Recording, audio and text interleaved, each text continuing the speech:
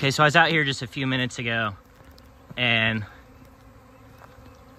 I watched this swarm coming out of the hive.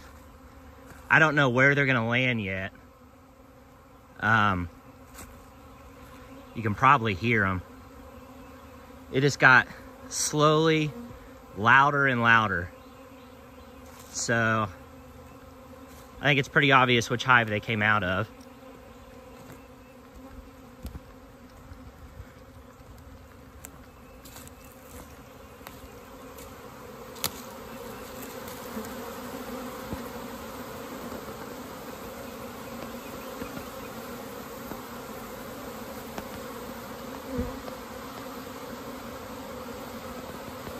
So pretty sure this is the culprit. Now, just a few minutes ago, they were all up in the air just above the hive, so I believe they've moved to over here now. But I'm not sure where they're gonna end up yet. I don't think they know where they're gonna end up yet. I'm hoping they choose a location fairly low on this branch. Be nice to me. That would be awesome, girls, if you would just choose a spot and that queen would land somewhere low so I could easily hive you. It looks like she may be thinking about somewhere on this Osage orange, which would be a first. I don't think I've had a swarm land on the Osage orange yet.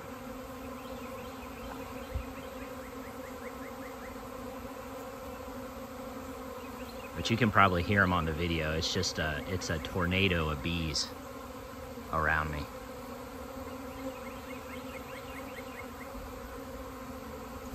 Looks like they're really clustering right there, so I'm hoping that would be awesome if she just landed right there. She may be, I'm gonna guess she's still in the air somewhere, because usually once she picks a spot, man, the bees just cluster to wherever she is.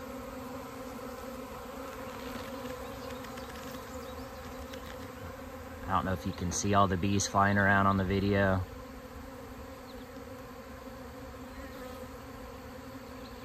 It's interesting to watch a swarm occur. Like, when I first walked over here, I was just kind of observing the hives. I'm like, okay, yeah, I'm seeing like maybe some orientation flights, you know, a decent amount of buzzing.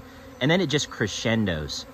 It just gets louder and louder and louder. And then you notice the amount of bees that are in the air, and they're not really going anywhere necessarily. They're just kind of flying around. Yeah, there we go. That was my first tip. Oh, better go grab the phone. I'm pretty sure this hive is getting ready to swarm. And so now the concentration of bees is really around that Osage orange. So I'm wondering if the queen has landed on that branch right there, which would be really cool. And pretty easy for me to get them.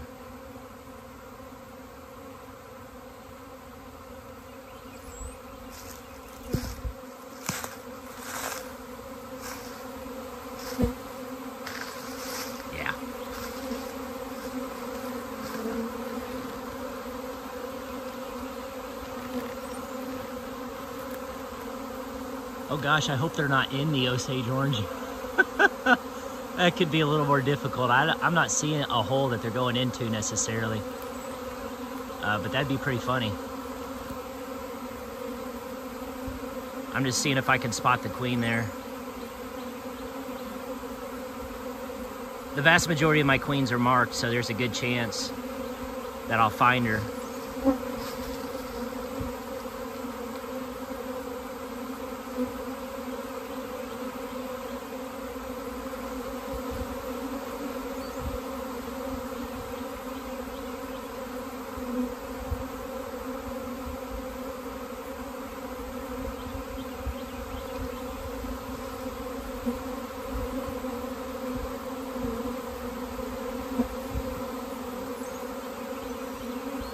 They definitely chose this spot, so that's good.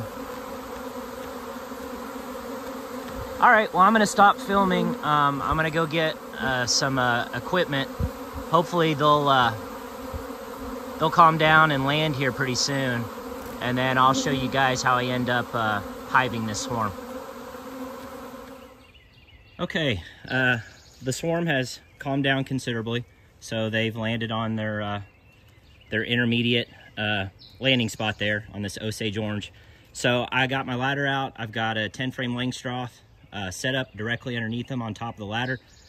And hopefully, you know, this Osage tree isn't so strong that I can't just shake them down into that box. So hiving swarms is not the easiest thing we do as beekeepers, but it is one of the most exciting. So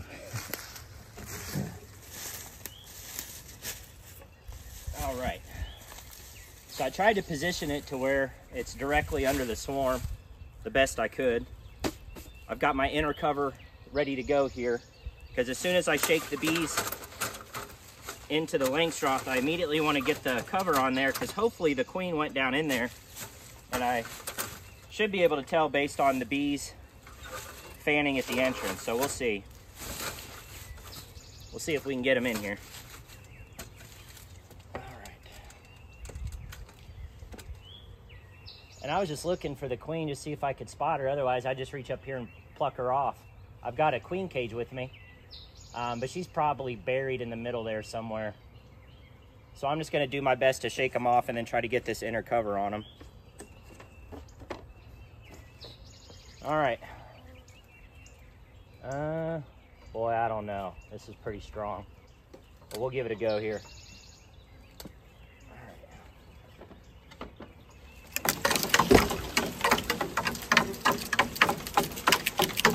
All right. So we got, try to get the inner cover on here without squishing a bunch of bees.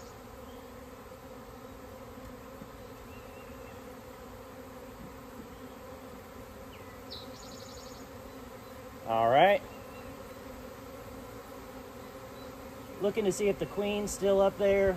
Hopefully not. I really hope not. If she's in here, the bees will start fanning the entrance. If not, they'll just go right back up to this branch up here. So we should find out fairly soon, you know, where she is.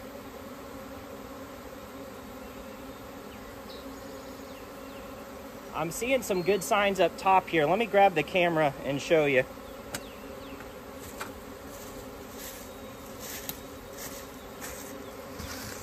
Pull it off the stand here, bear with me. Okay.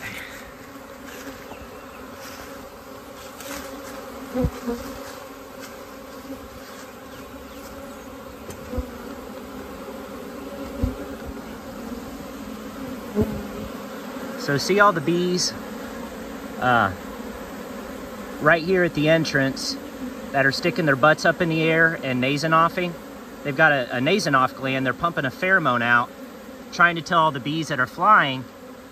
Again, hopefully the queen's in there. I see bees marching towards the middle. That's a great sign.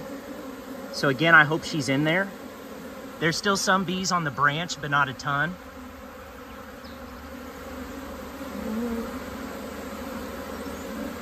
But those are definitely nasonoughing at the entrance there.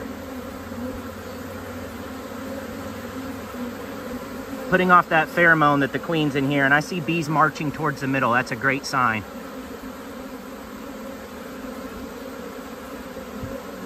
And the bees on the tree appear to be leaving, like they're marching away. So that's also a good sign. But I just got to keep an eye on them.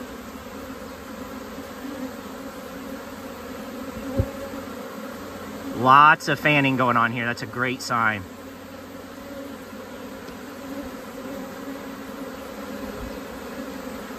All right. So we're going to keep an eye on this for a few minutes.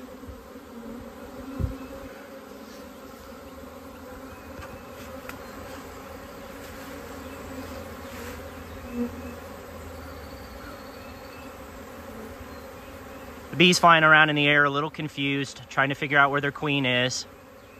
So the bees on top of the box there are putting off that pheromone to try to tell the flying bees, hey, we think we found her, she's down here.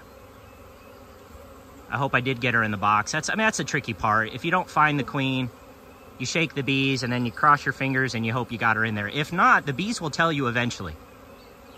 they will either all leave the hive, the Langstroth, and they'll go right back to that branch where she was. Now, some bees will stay on the branch because her pheromone is still slightly there. But I'm looking up at the branch now, and I see a bunch of the bees leaving. So they're not sticking around, which is great. I think I got her in the box.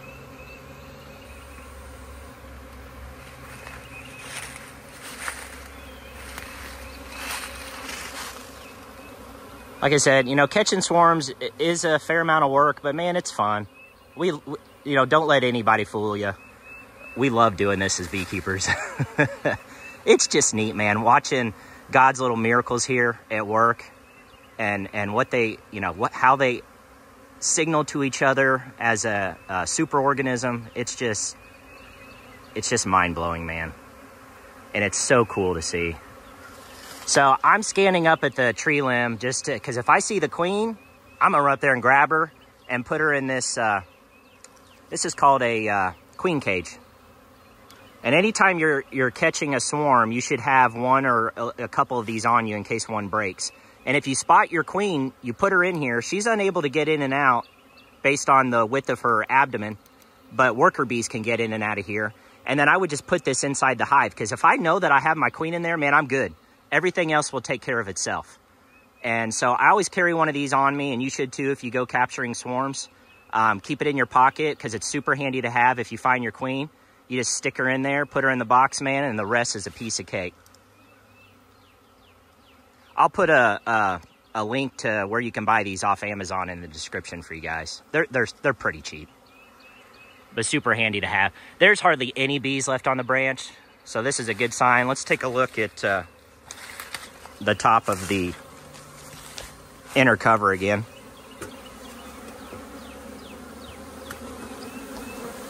Oh yeah. Oh yeah. That's just beautiful. And I've got 8 or 9 drawn frames in there. So to them, you know, they basically just won the lottery. They'll be able to go to work immediately where she can start laying and they can start raising new brood. These swarms are, you know, the inherent brood break that you get with a swarm is awesome from a varroa mite control perspective. And so once I have this hive established and I relocate them over here into my apiary, I will hit these girls with a round of... Get that. Could you try again? Don't you hate it when your Apple Watch just randomly talks to you? I will hit these... I'm not sure I understand. Oh my gosh.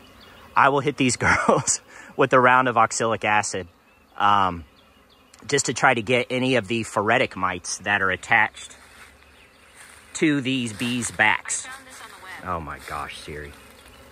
Go away.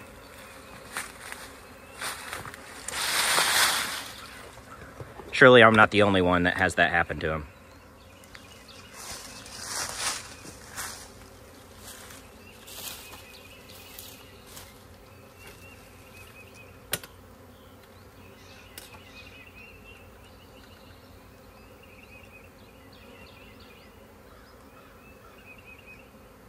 Looking good. Absolutely no bees on the tree limb. 0. So she's definitely in here. So that shook got her down in here. It's a little hard on the bees. Their stomachs are likely full of honey right now, or nectar that they've recently been foraging. And, you know, when you shake them and they just kind of plop down, you try to do it a little gently, you know. It just takes a little bit of experience to kind of get that feel, not being too hard. You don't just want to slam them down in there, because that can actually really upset their stomachs and possibly injure them. So you want to give them a shake enough to get them off the branch, but you don't want to just, like, you know, shake the snot out of them, if that makes sense.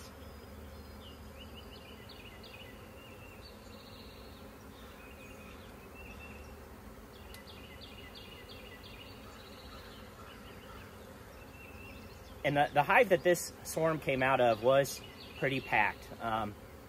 Again, I've put a super on top without the queen excluder in between the deep and the super to let the queen get up in there and lay, hoping to suppress the urge of swarming.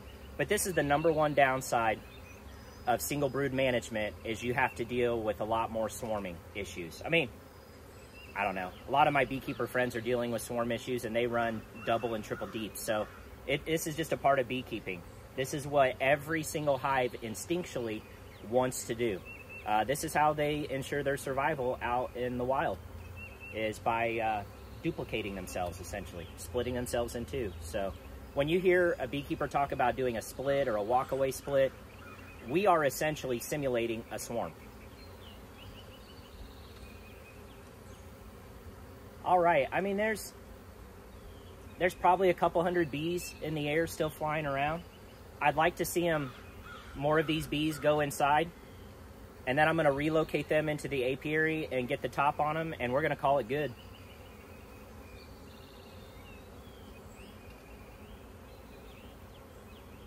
The drawn comb in there really helps them to establish this as their new home. I've hived swarms before, and they leave right out the front door. That does happen. And it's like, okay, what was wrong with this one? In all likelihood, the queen maybe wasn't in there. Because all these bees are basically just following that queen pheromone at this point.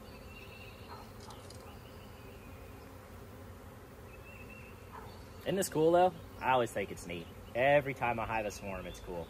These bees right here are fanning their wings, got their little butts up in the air. I don't know if you can see it on camera.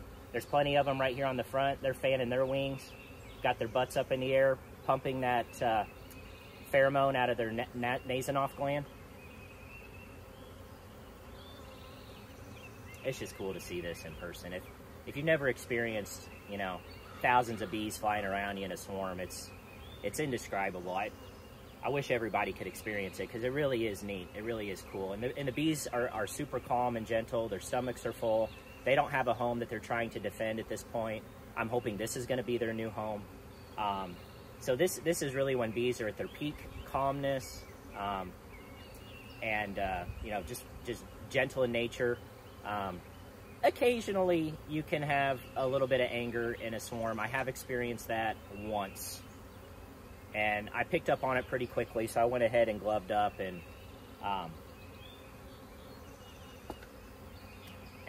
you know, suited up, made sure I had all my PPE on. But I mean, these bees are very calm.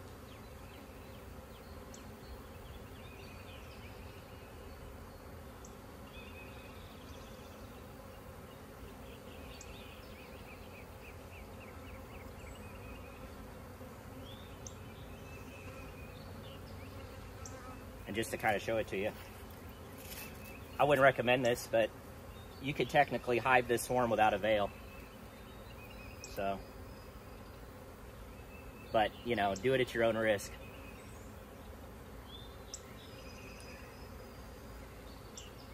You do have a ton of bees flying around your head, so, but again, they're super calm. They're interested in finding their queen at this point.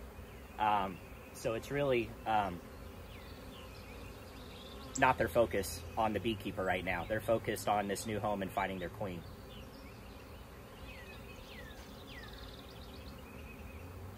All right, well, I'm gonna wait a few more minutes, let all these flying bees that are still around here get inside the new home here, and then I'm gonna relocate them, put the top on, and we'll call it good. So I hope you all enjoyed this video. I may film a little bit of just the final location for you all and put the top on and show you how they'll start fanning at this entrance here for any other bees that are remaining around, and just kind of show you what that looks like. But I hope you guys enjoyed this video, and I'll see you on the next one.